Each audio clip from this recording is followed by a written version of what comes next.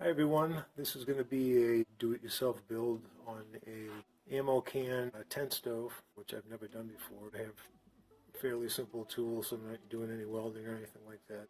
I believe they call this a Fat 50. This is a little bit bigger than the more common 50 cal ammo can, which I believe are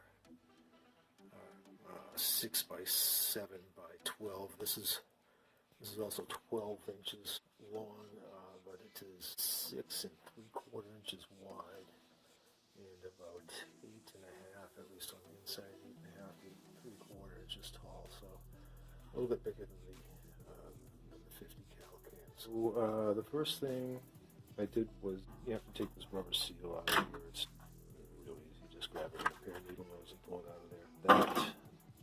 That is going to be filled in with carbon-coated fiberglass rope. That's going to make a nice smoke seal around the cover here. So you see that I put some fiberglass cloth in between. There's two pieces of metal here. This is some pretty tough stuff to cut through.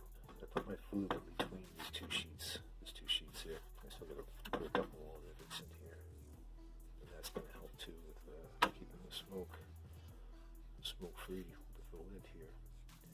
So so I use a step drill to cut, a couple holes in here, and then I just used jigsaw to cut the circle. But yeah, it was tough. I just made this cut it out of some ductwork. I'm going to be using this 3-inch exhaust. So I just, just curl it. I curled it inside here, and then I just put the rivets in, so that I think it would be a perfect fit. Mess a little bit now because it's not the exact same shape, but I just put this in. But it fits nice and snug. Cut the handle off. Kind of weaken the welds with the drill by drilling them down to the surface of the metal, but that didn't help me. This was just like a solid weld. So riding the handle out, and that's going to be my cooking surface. Installed my fiberglass stove seal. After you pull the rubber gasket out of here, you just clean this with rubbing alcohol, add your adhesive, and the rope seal's pretty simple. Let it dry for an hour, and you're good to go. It recommends that you cure it within 30 days, gradually bringing the heat of the stove up to 500 degrees within 30 days of applying this gasket. Grinded the surface down here, nice and flat for my cooking surface. I added a second sheet of steel in here just to kind of prolong the life of the stove and maybe add a little more radiant heat. Also made my ashtray. This is all just made out of a flattened piece of ductwork. And I picked up some steel pipe for my afterburner. I'm going to be putting this afterburner coming in right in the center in the bottom of the box, coming straight up and then having it turn in, about 2 inches down from the top here to come right in under the baffle so I can ignite that smoke, give that the second burn.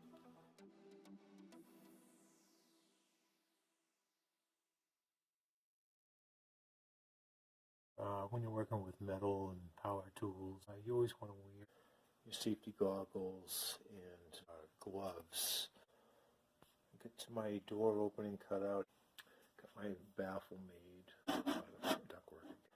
This is a door for my furnace. This is about the same gauge metal as my ammo box here. So as I said, I've got a lot of grinding to do. Now I added a handle to my ashtray just to give it a little more stability. I had to make these cutouts in the door opening just so I could, because the ashtray fills the entire bottom of the box. So, and I got my hole drilled out for my afterburn pipe to come in, and I got some fiberglass cloth. I'm going to do the same thing that I did with the flue. These ammo box lids have a second layer of steel here, so I had to drill out these spot welds. There's 10 spot welds in the whole thing, and I had to pop this second layer out. Then I put my fiberglass in around here, fiberglass cloth. Then I put in the flue. Then I folded back the cloth, and then I riveted it down. And then of course I put in the fiberglass stove gasket. So that's the same thing I'm going to do here. Is I'm going to put that fiberglass cloth in between this side of the ammo box and this second wall that I made. So I put my afterburn pipe in here. One thing I'll suggest, if you're going to be using something like this, I made a mistake here. I'm not going to undo it now, but this isn't perfectly straight, this pipe. This end should be up, and I'm talking like less than a quarter inch, but it's not perfect. It's because of this piece I used on the bottom. You can't really see it, but you can see it earlier in the video. It made for not a perfect 90-degree angle. When you're building this, obviously you want to work from the bottom up, because if you start working on the top stuff, I mean, I got the baffle cut out, but it's not in there yet. If I had put that in, I'd be running out of space pretty fast. So I got my ashtray down, built a wood grate cut out of an old barbecue, so that'll hold my wood up and give me a little air, to get that wood ignited on my ashtray there. So, and now I'm putting in some brackets, because I'm going to build a little cooking tray. Of course, I'm not going to cook on this galvanized metal, but cook something on tin foil or whatever. So I'm going to put 4 brackets in here, so they won't really be in the way of my wood, but they'll hold the tray up if I want to basically blow something in here. So I'll tell you what, this has been a project. It's definitely taken me longer than I expected, which I've heard from other people who've done these builds, but well worth it. I finished putting my bracket supports in here for my little roasting tray. Put some wood stove gasket on the inside of the door. I took some copper couplings, flattened them out, made a latch. This is going to be my door latch here. It's going down the side of the box.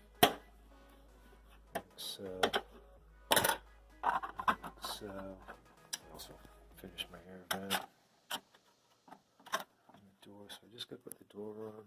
I cut out some legs here. I got one on now. Real tough to drill through. Those are going to be my legs. Yeah, I finished putting the legs on the stove. Well, this door didn't come out the same size and shape as the front of this box, but I made it work. I had to put a washer behind the top of that hinge, and I had to make this latch here pretty snug. I went and took one of those old-fashioned iron nails and made a little nail there on the latch. I'll be putting a window in here. Mica sheets, mica tiles they call them. So this is what I'm going to be using for my window pane. It's a natural stone. There is a seat. I'm going to get a ring clamp to put on the stovepipe, just to add some stability. Stuff's so easy to work with.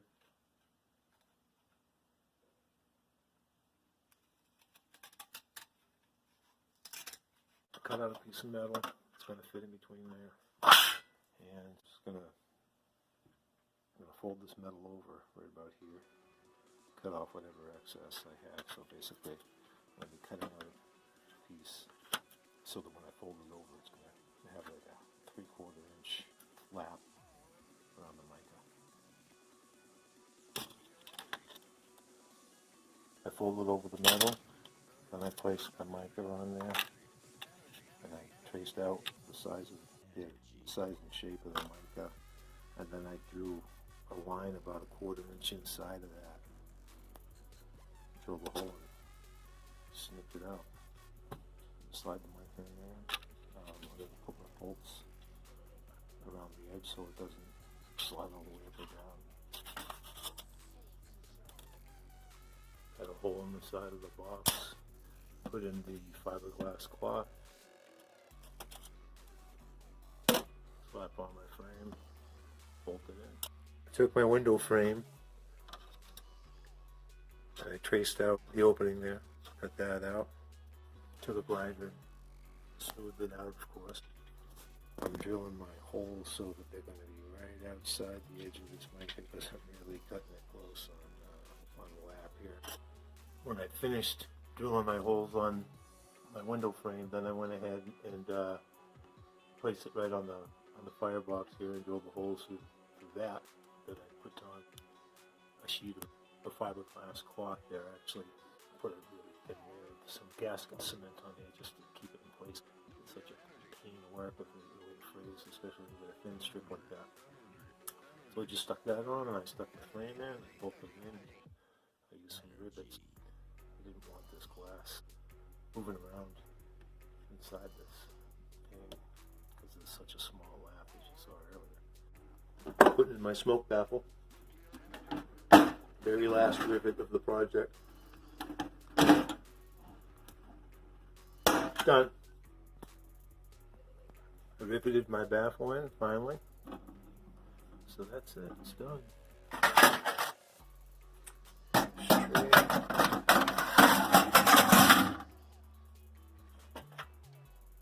Poisonous pizza tray.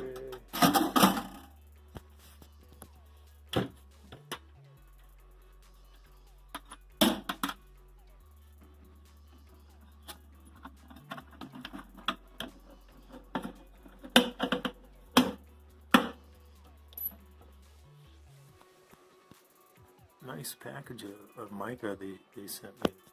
It's really clear. That's the last time it's going to be that bright and shiny on the inside.